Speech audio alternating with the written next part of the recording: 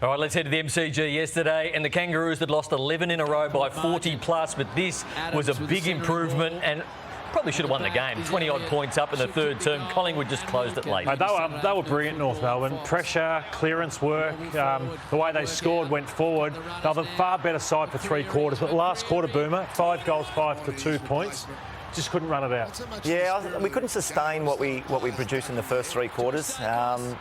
So where's that been all year, Boomer? Yeah, Where is that risk-taking, that daring ball use, the run and carry? They looked every bit a good side. I think we produced a little bit of that when Brisbane beat us by 108 points. The next week we played Sydney. We played a little bit free, nothing to lose. And it was a little bit of the same this week, but we're just got to be more consistent with that. That's there. We've got some good players. I think we've got 8 players under 30 games in our team. And players like Powell, Taylor, Scott, Perez, Paul Curtis, Lazaro. There's a young list there, so there is something to work with. I just would have liked a little bit of a better effort in the last quarter. You know what? We probably just need to kick 1 goal as a steadier and get the ball in our hands and just get back to our terms. And unfortunately for us, the Pies were good. This is what they did to the Pies. They made the ground big, so they made the Pies defend all over the ground, and at times they walked through Collingwood's defence and it looked really good. And then Larky, it's the first time this year they've given him an opportunity to get one-on-one, and he's playing against some pretty good players. You see David Naval there, but the ball use was good. That's got to be the standard now. I thought the Pies looked really vulnerable without Darcy Moore.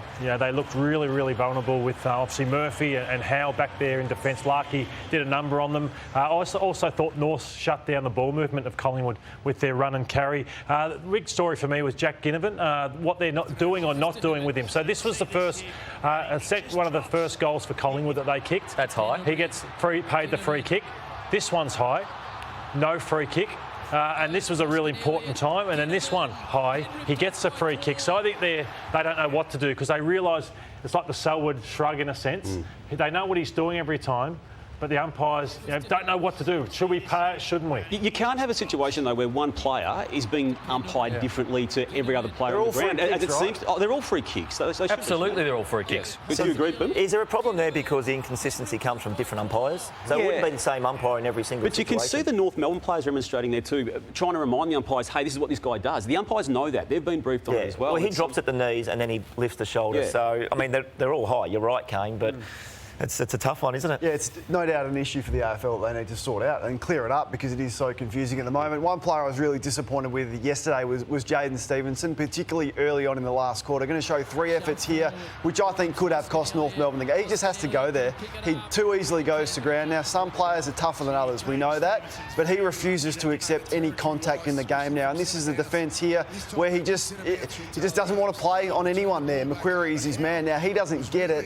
Collingwood get the goal from Jamie Elliott, but it could have easily gone to his man. And this one, once again, you just got to defend if you're going to be there, walking through tackles and physically not up to the standard. So I expect him to lose his place in the side next week, and has been a disappointing recruit when you consider the money and the years that he got at North Melbourne. What's the answer moving forward, Kane? Because it felt like 21 Kangaroo players came to play yesterday and did everything they possibly could to win the game. And one player, not one player let them down, but that was damning. Those sort of actions yesterday doesn't cost them the game, but it certainly puts Collingwood back in the game to win it. I'd almost go as far as to say it did cost them the game. Those efforts early on in that last quarter were so deflating. I'd love to ask him, has he put on any size since he's been in the system? Like, what have you done to develop your body? Are you taking it fully seriously and professionally? We know he had the incident with the mountain bike prior to the start of the season and broke his hip, but Boomer, is that fair? And I know it's a difficult position to put you in to ask you about one of your players, but is he doing everything to be the best player that he possibly can and maximise that talent? I've certainly seen a shift in his training in the last probably 6 or 7 weeks, so he is getting serious. He did finish the game. He didn't finish the game yesterday. He got subbed off with a lower back injury, so I'm not sure if that contributed to any of the vision you just showed.